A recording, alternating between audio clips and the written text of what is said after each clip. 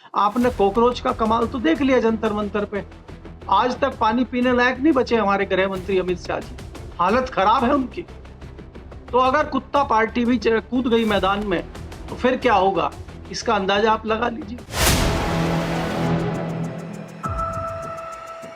नमस्कार दोस्तों, कैसे हैं आप लोग। उम्मीद है आप सभी अच्छे होंगे। सीजेपी यानी कि कॉकरोच जनता पार्टी ने पहले ही सरकार की नाक में दम कर रखा था कि अब केजेपी यानी कि कुत्ता जनता पार्टी बन गई। अब बताओ, युवाओं को कुत्ता बताया जा रहा है, कहीं कॉकरोच बताया जा रहा है, कहीं कुछ बताया जा रहा है, तो युवाओं का गुस्सा जाहिर तौर पर सामने आएगा ही। और अब तो जेनजी के अलावा जेन अल्फा भी सड़कों पे है ना।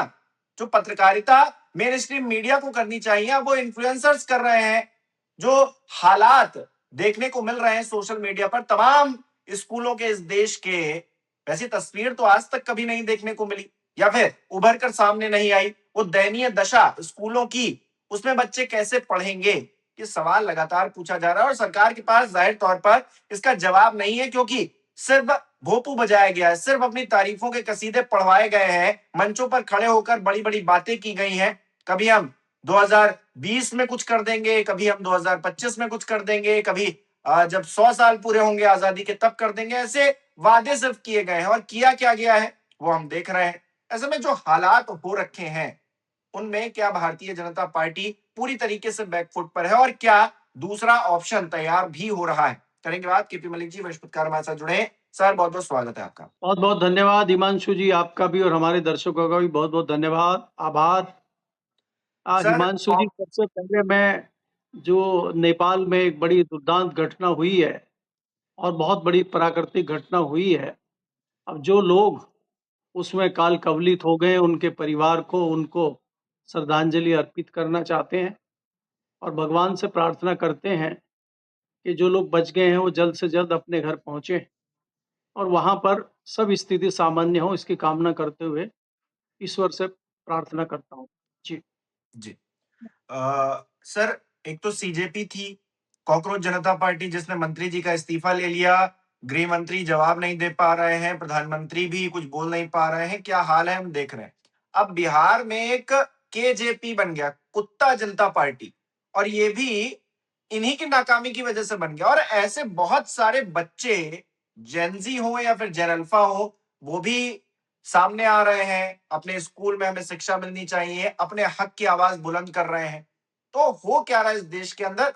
क्या बदलाव की परिस्थितियां इस कदर हैं कि अब जो है सत्ता को घबराने की जरूरत है, मोदी जी को घबराने की जरूरत है, या फिर अभी भी कंट्रोल में है सब मामला? कुत्ता जनता पार्टी बीपीएससी को लेकर बनी है उधर। हिमांशु जी, अगर आप देखें, जो व्यक्ति जिम्मेदार पदों पे बैठे हैं, चाहे वो सरकार में बैठे हों, चाहे वो प्रशासन में बैठे हों, चाहे किसी संस्था में बैठे हों, और चाहे हम जैसे लोग हों, हमारी भी एक जिम्मेदारी बनती है समाज को एक दशा दिशा देने की, और क्या सरकार में चल रहा है वो चीज जनता तक पहुंचाने की, और जनता क्या चाहती है इस चीज को सरकार तक पहुंचाने की हमारी भी ड्यूटी है। तो सबसे पहले हम दूसरों पे आरोप प्रत्यारोप करने या किसी पे कुछ भी बात कहने से पहले हमें अपने गिरेबान में हमें झांकना चाहिए, क्या हम जो हमें करना चाहिए, हम का मतलब यहाँ मीडिया से है, क्या हम ईमानदारी से अपना काम कर रहे हैं? क्या देश का जो मेन स्ट्रीम मीडिया है वो ईमानदारी से काम कर रहा है? अगर वो ईमानदारी से काम करता तो मुझे लगता है कि 50% ये प्रॉब्लम होती ही नहीं। तो कहीं न कहीं इसके लिए हम भी दोषी हैं। अब उसके बाद अगर आप देखते हैं, जो प्रशासन में लोग हैं, चाहे वो पुलिस प्रशासन हो, चाहे वो सरकार की दूसरी बॉडियाँ हों, ये कहीं न कहीं सरकार की कठपुतली का काम कर रही है। सरकार कौन है? सरकार किसी भी एक सियासी दल की सरकार बन जाती है और ये अधिकारी, ये नौकरशाह उसी पे अपना नृत्य शुरू कर देते हैं, राग दरबारी शुरू कर देते हैं। पत्रकार और बहुत सारे मीडिया संस्थान भी कर रहे हैं। लेकिन इस सरकार ने हर चीज़ की जो पराकाष्ठा थी, हर चीज़ की जो सीमा थी, उसको लांघ दिया है। अब कुछ बचा नहीं है। सरकार का कोई मंत्री पूछते कुछ है, बयान कुछ दे देता है। अब आप देखिए कि देश में चीनी के दाम जो है आसमान छू रहे हैं, और जब मध्य प्रदेश में एक मंत्री जी हैं जिनका बेटा जो है बैट लेके अधिकारियों पर टूट पड़ता है और वो बीच-बीच में अल-बल बोल देते हैं। अब जब उनसे चीनी के बारे में पूछा गया, उन्होंने कहा, "अरे! चीनी कहाँ इतनी महँगी हो रही है, घट तो रही है, अब घट जाएगी ऐसे ही।" और चीनी खाने से तो नुकसान है, ज़्यादा लोग तो चीनी खाते भी नहीं, मैं तो खुद मिठाई नहीं खाता। ये अपना उदाहरण देने लगते हैं जैसे यही हैं, इनके अलावा कोई नहीं है दूसरा। अपना उदाहरण देते हैं। आपको याद होगा प्याज़ फिर महँगा हो रहा है और प्याज़ पे हमारी जो भारत की वित्त मंत्री हैं, जिन पे गर्व कर रहा है भारत के पिछले इतने सालों से, एक हमें ऐसा हीरा वित्त मंत्री मिला है जो आज तक नहीं मिला था। इतनी बड़ी अर्थशास्त्री हैं वो। उन्होंने कहा था कि मैं तो प्याज़ खाती ही नहीं हूँ। तो मेरी वजह से मेरी तरफ से जितना मर्ज़ी प्याज़ महँगा हो जाए। तो ये अपना उदाहरण देते हैं। ये हैं क्या? अभी तक इनको ये पता नहीं लगा कि इनकी औकात क्या है। इस कुर्सी से हटते ही इनके क्या हालात होंगे इनको पता नहीं है। अब आपने जो सवाल पूछा है कि ये बिहार में जो ताज़ा घटना हुई है, उससे पहले आपने देखा था कि इतने महत्वपूर्ण पद पे बैठे हुए चीफ जस्टिस ऑफ इंडिया इस तरह की टिप्पणी कर रहे हैं, ये किसी को उम्मीद नहीं थी। चीफ जस्टिस ऑफ इंडिया हों चाहे दूसरे जस्टिस हों, उन्होंने किस प्रकार के निर्णय लिए थे वेस्ट बंगाल पे? जब एसआईआर की तमाम याचिकाएँ डाली जा रही थी, तब वो क्या कह रहे थे? कि भई वोट बाद में डाल लेना अगर आपका नाम नहीं है। एसआईआर की प्रक्रिया में जो भी बाधा बनेगा, हम उस पे एक्शन लेंगे। कितनी ज़िम्मेदारी के साथ कह रहे थे। और अब खुद ही जो दे 1 दिन पहले फैसला आया है, उसमें ये कह रहे हैं कि 90% गड़बड़ियाँ हैं। 90% लोग जिनके वोट कटे हैं, वो वाजिब नहीं हैं। कई लोगों को मरे हुए दिखा दिया गया, उनको ज़िंदा पेश कर दिया गया है कोर्ट में।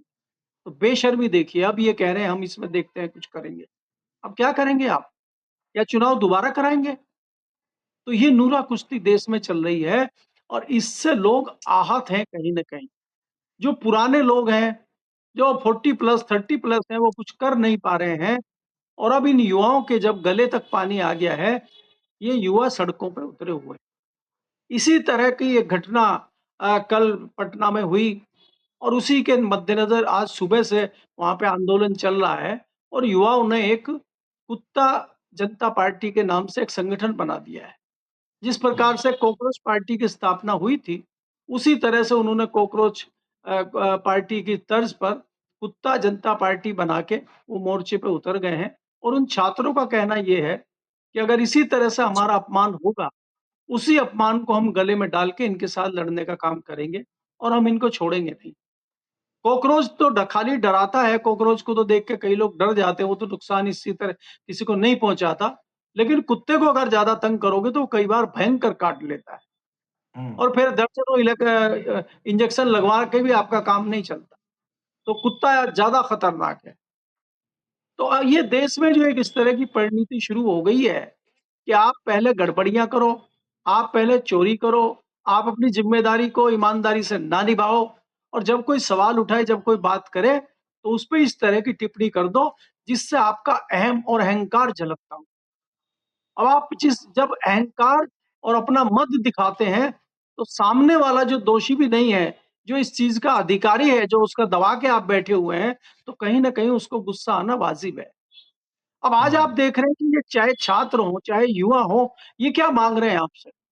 ये आपसे सीट थोड़ी माँग रहे हैं कि मुझे विधायक की सीट दे दीजिए, मुझे मंत्री बना दीजिए, मुझे सेक्रेटरी बना दीजिए, आप कुर्सी खाली कीजिए, मैं यहाँ बैठूँगा। वो तो अपना अधिकार माँग रहे हैं भई, शिक्षा का अधिकार है उनका, एग्ज़ाम सही तरीके से देने का अधिकार है उनका। बरसों बरस वो पढ़ाई करते हैं एकांत में रह के।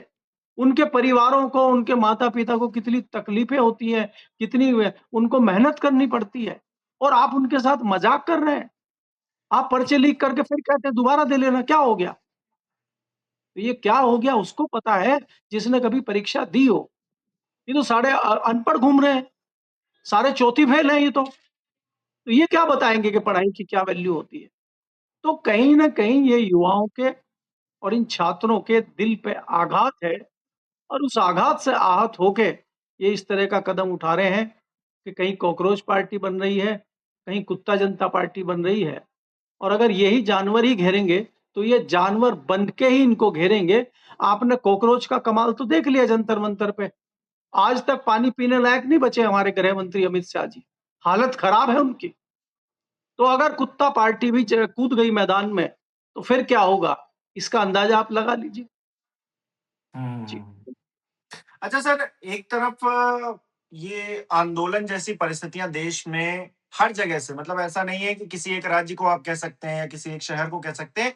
जगह-जगह से तस्वीरें सामने आ रही हैं, जो असली काम जो अभी मीडिया का आपने ज़िक्र किया, मेन स्ट्रीम मीडिया का, वो काम जो है छोटे-छोटे इन्फ्लुएंसर कर रहे हैं। अपने यहाँ के स्कूल दिखा रहे हैं, उनके हालात दिखा रहे हैं और उन पर शिकंजा भी कसा जा रहा है। सरकार उस चीज़ को छिपाने के लिए उन पर शिकंजा कस रही है, ये एक अलग परिस्थिति है। दूसरी तरफ हम देख रहे हैं, गडकरी जी कह रहे हैं कि हम इस्तीफा दे देंगे, हम जो है अब काम नहीं करना चाहते हैं। उनकी जो परिस्थितियाँ हैं एथेनॉल को लेकर, जिस तरह वो मुकर रहे हैं, उस पर उनका पीछे आना या फिर सड़क, एक वक़्त था जब गडकरी जी के लिए कहा जाता था सबसे ईमानदार व्यक्ति अगर कोई है इस सरकार में तो गडकरी जी हैं। उनकी ईमानदारी कानपुर और लखनऊ का जो एक्सप्रेसवे बना उसमें हम सबने देख ली। तो ऐसे में उनका ये कहना कि हम जो है अब दूसरे को मौका देना चाहते हैं, और क्योंकि वो आरएसएस से आते हैं और भारतीय जनता पार्टी ने आरएसएस का क्या हाल कर रखा है मोदी शाह ने, ये सबने देखा। और आरएसएस के चीफ जब जा रहे हैं विदेश में, तो वहां पर उनका विरोध हो रहा है। तो ये जो ट्रायंगल बन रहा है, इसमें मतलब इस परिस्थिति को किस तरह से डिकोड किया जाए सर? एक तरफ गडकरी जी हैं जो इस्तीफा देने के लिए तैयार बैठे हैं, दूसरी तरफ मोहन भागवत जी हैं जहां जा रहे हैं प्रवचन देने के लिए, वहां उनका विरोध हो रहा है खुले तौर पर, और ये सब मोदी जी के रहते हुए हो रहा है। देखिए हिमांशु जी, इसमें थोड़ा-सा जिस तरह से आपने चीज़ें बताई, इसमें थोड़ा-सा कुछ डिफरेंस है। और वो हम्म, डिफरेंस ये है कि भारतीय जनता पार्टी के नेता हों, गडकरी हों, कोई दूसरे नेता हों, कांग्रेस के हों, समाजवादी पार्टी के हों, अगर इनके पैर कब्र में भी लटके हुए हों, तो कुर्सी छोड़ने की बात कभी नहीं कर सकते। गडकरी जी कोई कुर्सी नहीं छोड़ना चाहते, वो खाली सिंपैथी लेना चाहते हैं और वो एक मैसेज देना चाहते हैं कि भाई मैं मंत्री नहीं बनना चाहता, मैं कोई पद नहीं रखना चाहता, मुझे तो ज़बरदस्ती दिया गया है।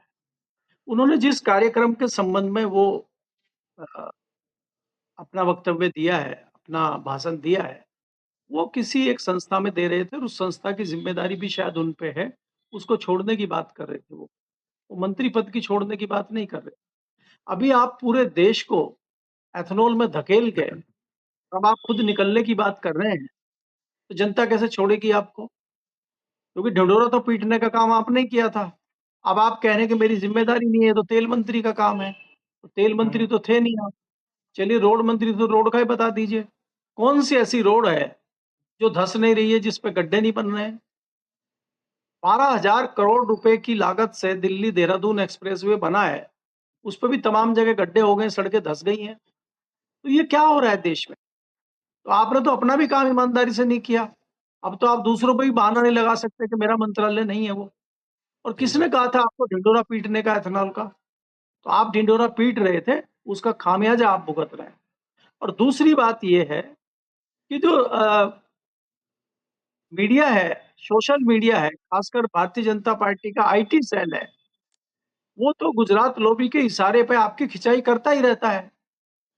तो ये जो हम्म, बयान आपने दिया है, इस बयान को बहुत ज़्यादा फैलाने का काम गोदी मीडिया और भारतीय जनता पार्टी का आईटी मीडिया कर रहा है, क्योंकि इनके ऊपर एक दबाव बना के रखना है।